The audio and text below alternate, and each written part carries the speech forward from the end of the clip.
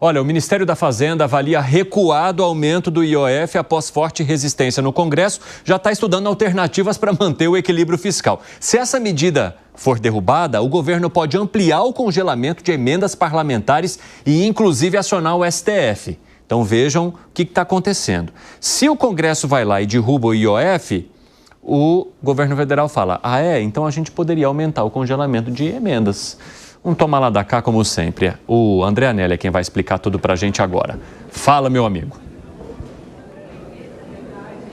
É isso aí, Evandro. Muito boa tarde a você, boa tarde a todos aqui no 3 em 1 da Jovem Pan. De fato, vai se intensificando essa guerra entre poderes, em especial aqui o Legislativo e o Executivo, diante daquela decisão anunciada na semana passada pelo Ministério da Fazenda sobre mudanças no IOF, o Imposto sobre a Operação Financeira, principalmente naqueles casos de envio de recursos ao exterior, também compra de moeda estrangeira, seguros, previdência. Enfim, essa taxação não caiu bem junto ao mercado financeiro e também junto à iniciativa privada. E agora, nesse momento, diante dessa repercussão negativa, o governo federal vai estudando alternativas para compensar, então, uma possível derrubada do aumento do IOF nessas operações. E a principal alternativa encontrada nesse momento pelo Ministério da Fazenda é a ampliação do congelamento, do bloqueio do orçamento para cerca de 33 bilhões de reais, aumentando inclusive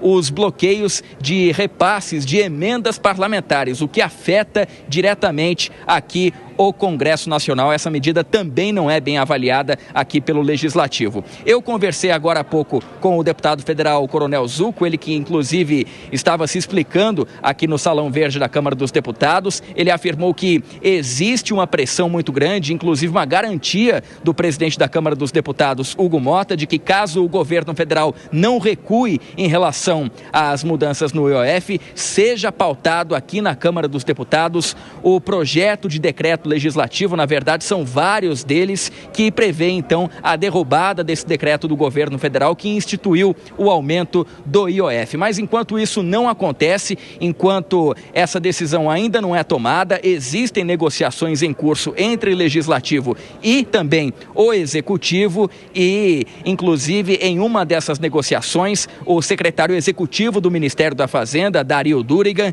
disse que está buscando alternativas para tentar conter os ânimos do mercado financeiro e também da iniciativa privada.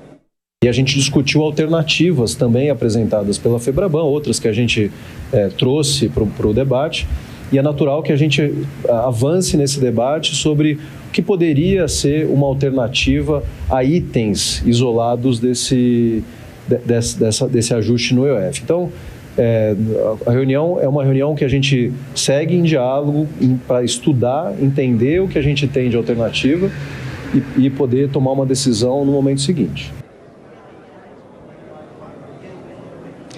E quem participou dessa rodada de conversas com o Ministério da Fazenda foi a Federação Brasileira dos Bancos, a Febraban, representada pelo presidente da entidade, Isaac Sidney. Ele afirmou que o governo federal precisa adotar outras alternativas para o aumento de arrecadação que não passem pelo aumento de impostos.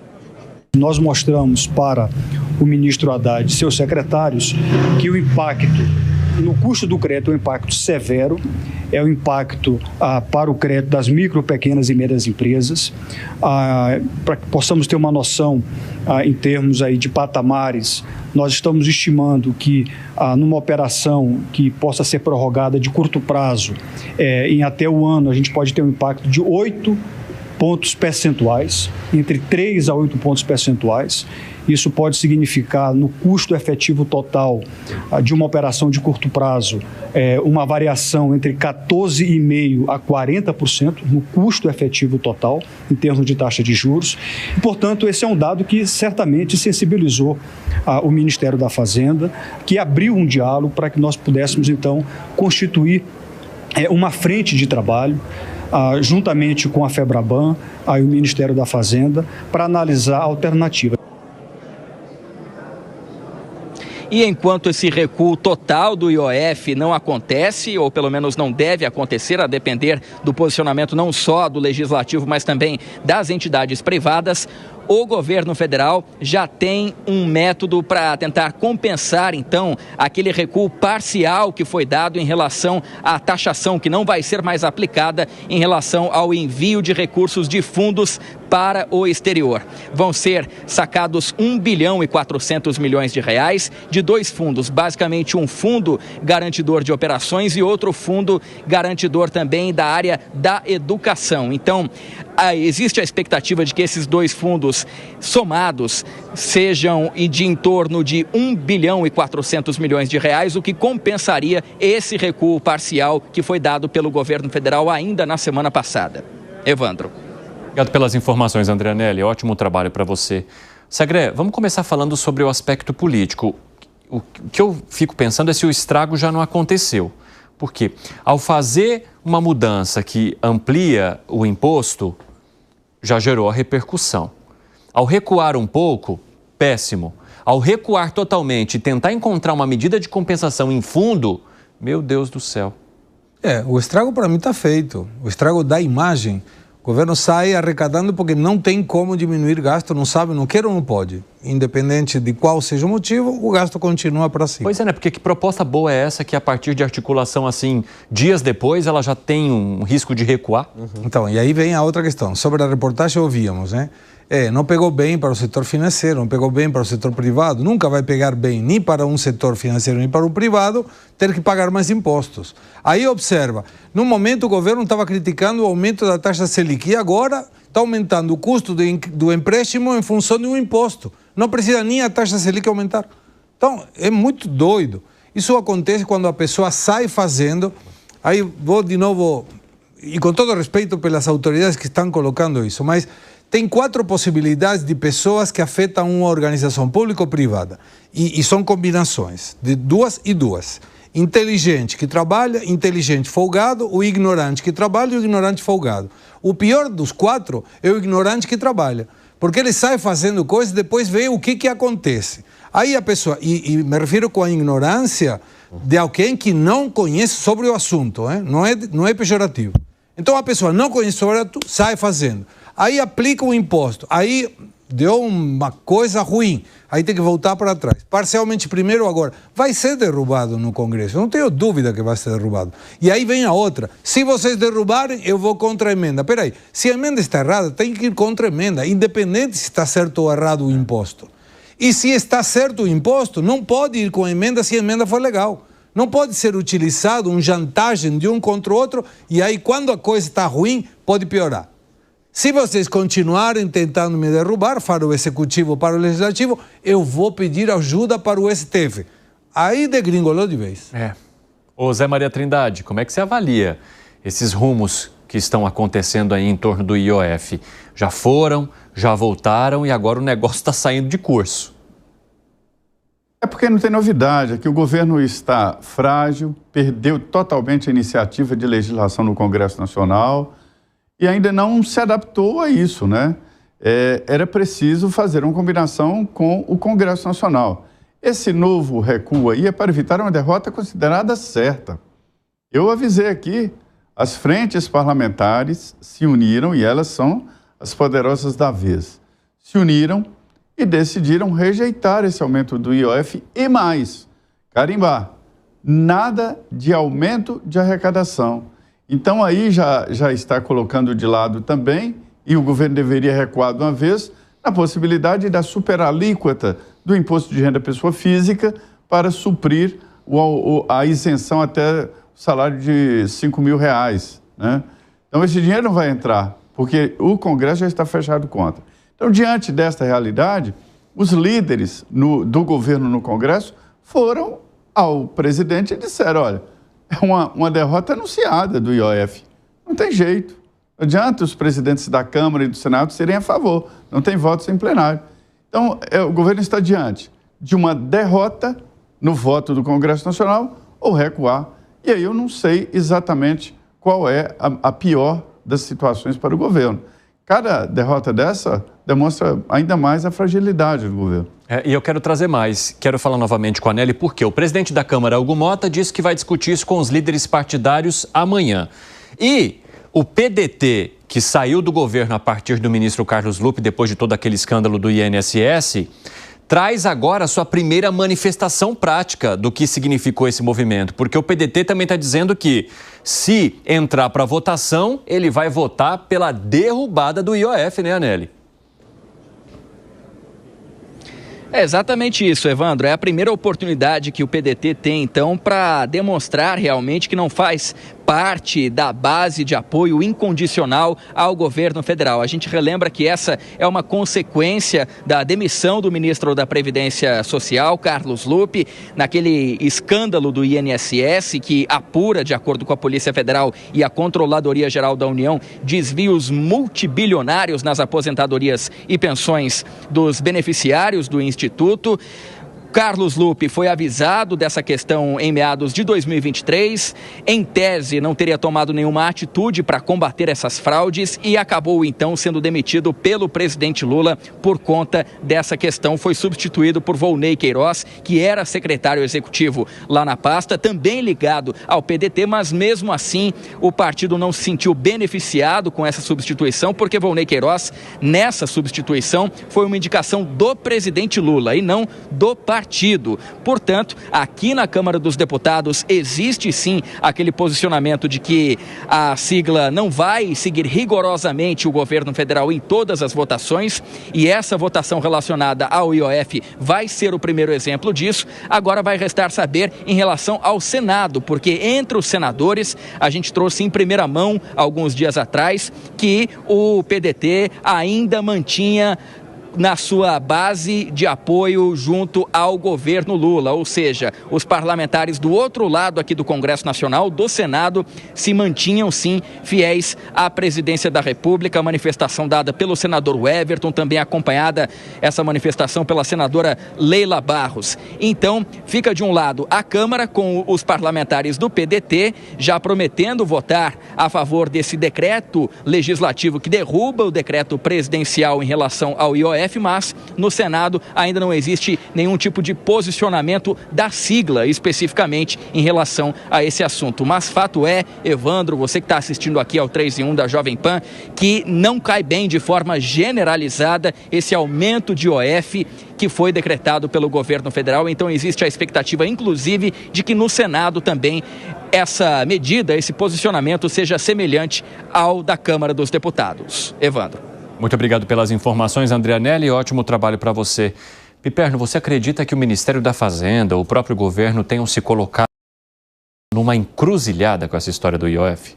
Eles conduziram mal, e até porque a medida também é ruim. Em relação, por exemplo, ao PDT, o PDT toma uma decisão bastante calculada. Ele sabe que a medida não vai passar, então ele aproveita, pega uma carona para dar um recado ao governo. Isso não quer dizer que o PDT vai ser sempre contrário, até porque ele também tem cargos no governo.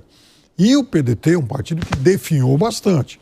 E ele precisa realmente, né, desse braço forte do governo para, de alguma forma, acabar, enfim, se mantendo, para não ter, por exemplo, o mesmo destino que tem agora o PSDB, desaparecer. E o PDT corre risco disso. Ele vai diminuindo a cada eleição. Ele, lamentavelmente, o PDT na Câmara se fecha em defesa da gestão Carlos Lupe. Vejam só o que o PDT está fazendo.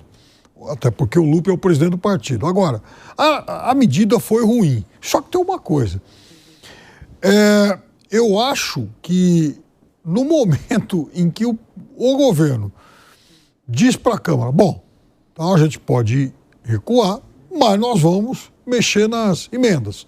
É óbvio que também vai ter reação, mas se de fato o governo mexer, claro que as consequências vão ser imprevisíveis, mas esse tem que ser um caminho. Quer dizer, em algum momento isso vai ter que ser confrontado. O que eu fico pensando também, Gani, é que parece que tudo isso que a gente está vendo agora acontecer, discussão com o Febraban, discussão com bancos, discussão com empresários do setor da indústria, discussão com o mercado financeiro, discussão entre si, parece que a gente está vendo a discussão acontecer depois da decisão e não o oposto. Exato. Porque né, o que se espera? Que todas essas conversas fossem feitas com essas categorias que são impactadas antes da decisão ser tomada. Aí você fala, opa, eu tenho aqui os prós e eu tenho aqui os contras. Isso aqui vai gerar esse.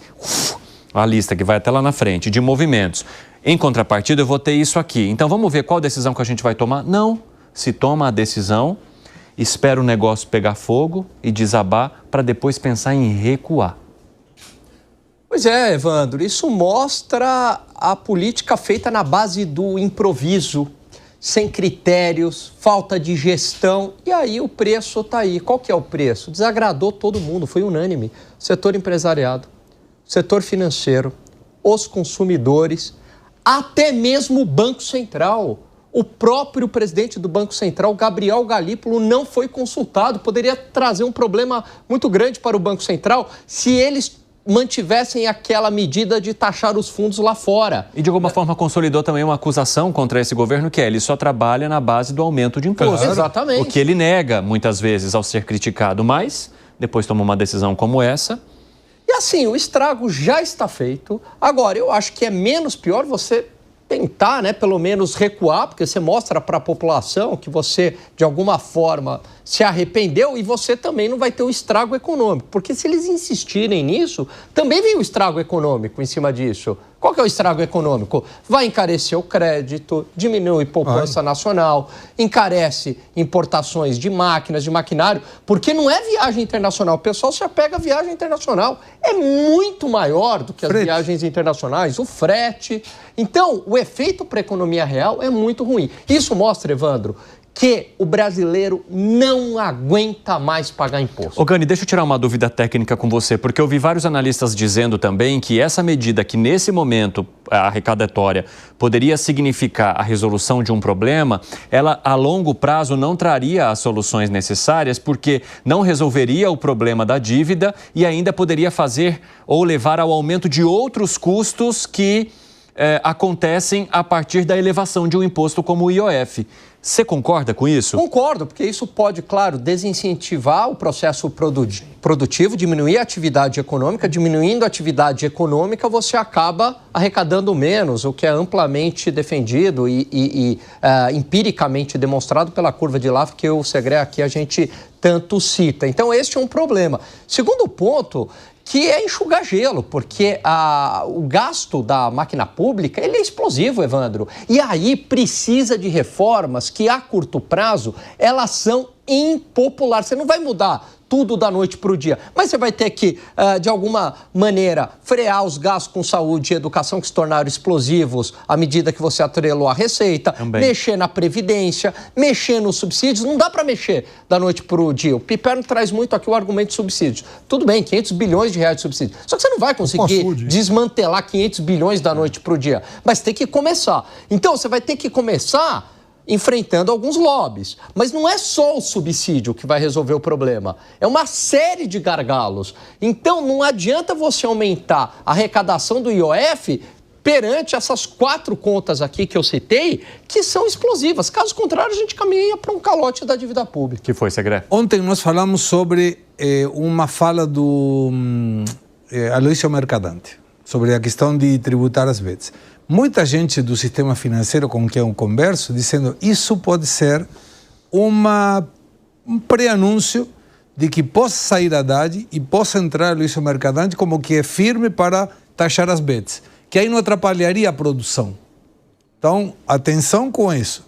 Se o PT enxerga que o erro de novo foi do Haddad e do Ministério da Fazenda, é muito provável que os dias do Haddad, até para uma questão de não reforçar muito ele como candidato, também, porque dentro do PT tem muita briga interna. Isso pode mudar um ministério, pode mudar um ministro. E a Aloysio Mercadante está com a faca e o garfo esperando. 5h36, quem nos acompanha pela rádio, um rápido intervalo, daqui a pouco vocês estão de volta. Nas outras plataformas seguimos. Que foi, Piperno? Você discorda aqui do Segré sobre a possibilidade desse movimento?